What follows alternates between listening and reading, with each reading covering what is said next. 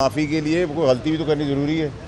अगर मैंने कोई गलती की है तो मैं खड़े में बैठे हुए आदमी के साथ कैमरे के सामने जाके हाथ पकड़ के हाथ जोड़ के ही माफ़ी मांग लूँगा। मुझे उसकी कोई प्रॉब्लम नहीं है।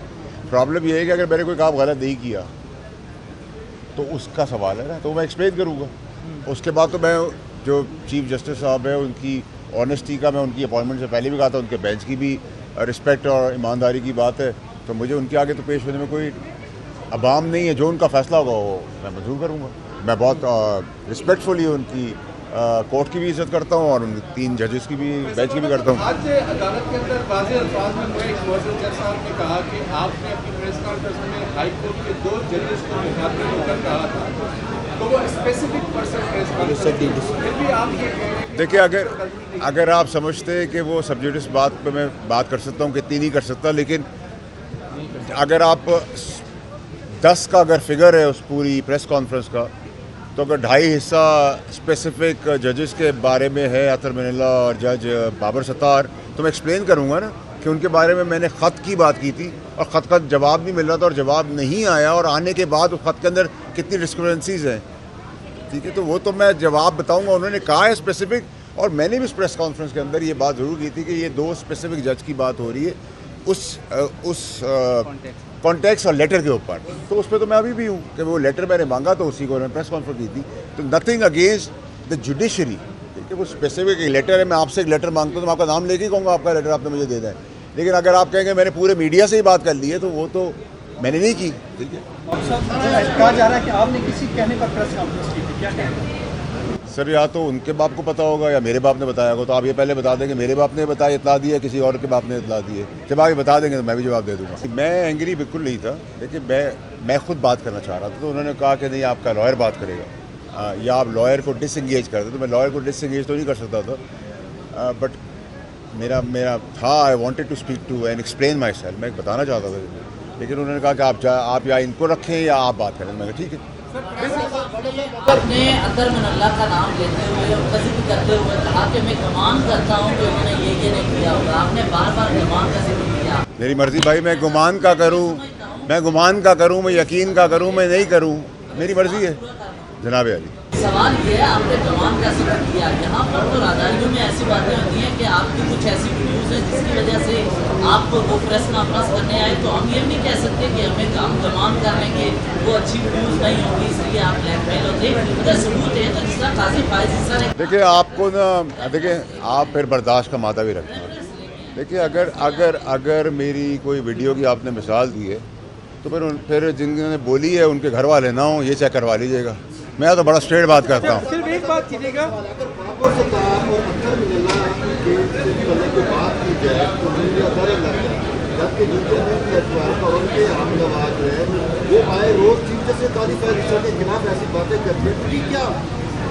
देखिए जी, मुझे तो पीटीआई ने सारी बातें की, ट्रोलिंग की, मीडिया पे आके बातें की, मौलाना साहब ने की, प्राइम मिनिस्टर साहब ने की। फिर शायद मुझे एमक्यूएम का मौक़िफ़ सही लगता है कि हमारे डोमिसाइल पे कराची लिखा हुआ है, फिर ये वजह हो सकती है। लेकिन ठीक है, आप एक आइनी इदारे के अंदर, सुप्रीम कोर्ट के अंदर आए हैं, आपने उसके वक़ार को, उसकी इज़्ज़त के साथ, हम सुबह से आए हैं, आपको पता, आप सब भी हमारे साथ हैं, और ऑनेस्ट जजेज़ हैं। देखिए, मैंने तो आपके वहाँ पहले भी कहा है कि ऑनरेबल का लफ्ज़ भी मैं उसके आगे लगाऊंगा जिसको मैं समझूंगा ऑनरेबल। तो इनके लिए तो मैं इनकी अपॉइंटमेंट से पहले बात करता था। काबीना का भी आपको याद है, जब पार्टी हमारे ख़िलाफ़ भी थी गवर्नमेंट, तब भी मैंने ये कहा था कि ईमानदार आदमी है। अब ईमानदार आदमी के आगे हम पेश हुए, उनका जज जो है, बेंच जो है, वो भी ऑनरेबल है हमारे लिए। तो मैं तो बड़ा क्लियर हूँ, सेटिस्फाइड हूँ। बाकी ये है कि आगे जो सर, देखिए सर, मेरी बात सुनिए, ये तो आपको ट्रोलिंग से पूछना पड़ेगा, मैं तो उसका जवाब नहीं दे सकता। सब जुडिस की बात है। अच्छा एक मिनट, आपका फैसल बाबरा का बतौर सेनेटर या बतौर फर्स्ट अदलिया के बारे में क्या स्टांस है?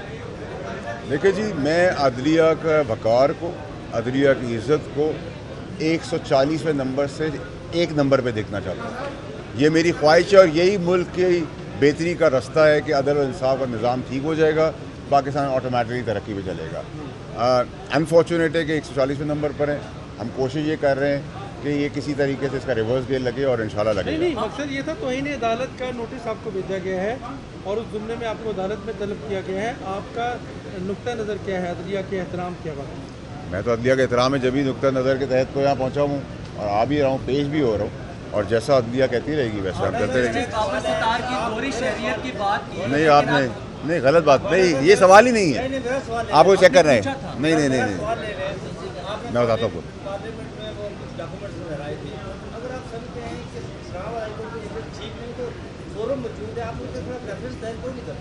सर मेरी जान मेरी मर्जी है ना, जब मैं करूँगा फिक्र क्यों कर रहे हैं आप?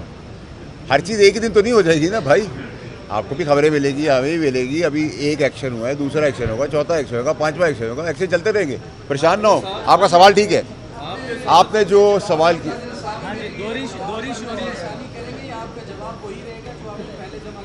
सर, ये तो वकील साहब ने कहा है, वो मुझसे ज़्यादा पढ़े लिखे हैं, वो ज़्यादा कानूनदान हैं, उन्होंने बात की है। आपने दोहरी शहरियत की बात नहीं, मैं आपको बताऊँ, मैंने दोहरी शहरियत पे ऑब्जेक्शन, क्योंकि कानून है तो रख सकते हैं, उसमें कोई कबात नहीं है, हम नहीं रख सकते, मॉरली ये प्रेसिडेंट गलत है। लेकिन मेरा सवाल ये था कि अगर आपने ये कहा है, आपने पहले ख़त में लिखा है, इबाम ये किया है कि रिकॉर्ड में है, ठीक है।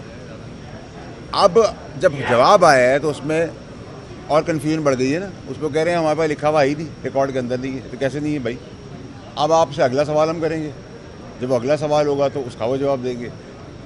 मुझे दोहरी शहरियत का कोई प्रॉब्लम नहीं है, मुझे प्रॉब्लम ये है कि आपने एक जवाब जो दिया उसमें तासुर ये दे दिया है कि रिकॉर्ड में है, जवाब आया तो उसमें वो कह रहे हैं शवाही दी है, तो ये तो पॉसिबल नहीं है ना, जो आपके लिए पॉसिबल है और मेरे लिए एप्लीकेबल है, सबके लिए एप्लीकेबल होगा ना। ग्रीन कार्ड रखना दोहरी शहरियत के जुमरे में तो नहीं आता। नहीं, जजों के लिए तो दोहरी शहरियत रखना भी कोई जुर्म इसलिए नहीं, कोई कानून नहीं है इसका। अच्छा फैसल साहब ये बताइए कि आज सेनेटर्स आए थे, एक मिनट भाई यार, तासुर आया कि शायद अदलिया और पार्लियामेंट जो है वो आमने सामने है। मैं तो नहीं था, आप अकेले आते, आपको बुलाया गया। सर इसी के साथ यही कि- अगर आप यहाँ आए हैं, मैंने तो आपको भी यहाँ नहीं बुलाया, आप अपनी रिपोर्टिंग की वजह से आए, अपनी मेहरबानी की वजह से आए। अगर वो भी एक सेनेटर का या अपर हाउस या लोअर हाउस के लोग आए हैं, कि ये पॉसिबल नहीं है ना कि अगर आपकी इज़्ज़त है तो पार्लियामेंट की इज़्ज़त नहीं है, तो हम इज़्ज़त का वक़ार रखेंगे तो हम एक्सपेक्ट भी करेंगे, तो वो तो साथ एज सॉलिडारिटी आए हैं।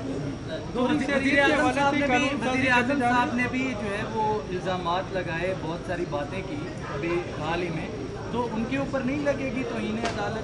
ये तो आपका सवाल भी वैलिड है, लिख के भी दिए। मैं तो दिया है, अभी तो आगे बढ़ेंगे तो बता सकते हैं। हमें भी फंसा रहे हैं। भाई जाएंगे तो सभी जाएंगे। अच्छा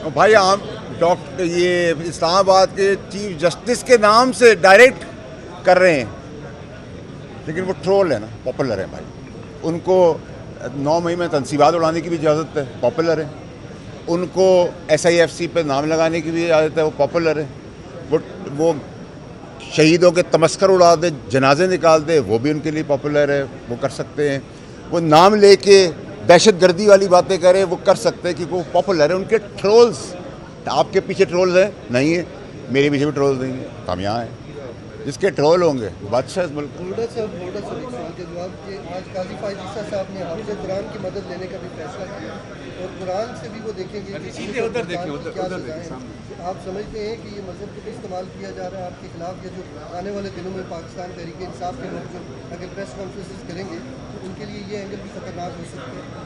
देखिए, आपका बहुत अच्छा सवाल है, देखिए लेकिन मज़हब के आगे मैं तो कोई बात नहीं कर सकता, और अगर कुरान शरीफ का हवाला है, शायद उसमें अगर मेरी भी कोताही हो सकती है, शायद मैं भी करेक्शन मोड में चला जाऊँ, कोई बेहतरी मेरे अंदर आ जाए, मैं उसको उस ज़ुमरे में देख रहा हूँ। और अगर चीफ जस्टिस साहब उसका हवाला दे रहे हैं कुरान का, हदीसों का, मेरा ख्याल है वो ये समझाना चाह रहे हैं कि सोसाइटी के अंदर टॉलरेंस हो और एक ये माजराई गालम गलोच ख़त्म हो।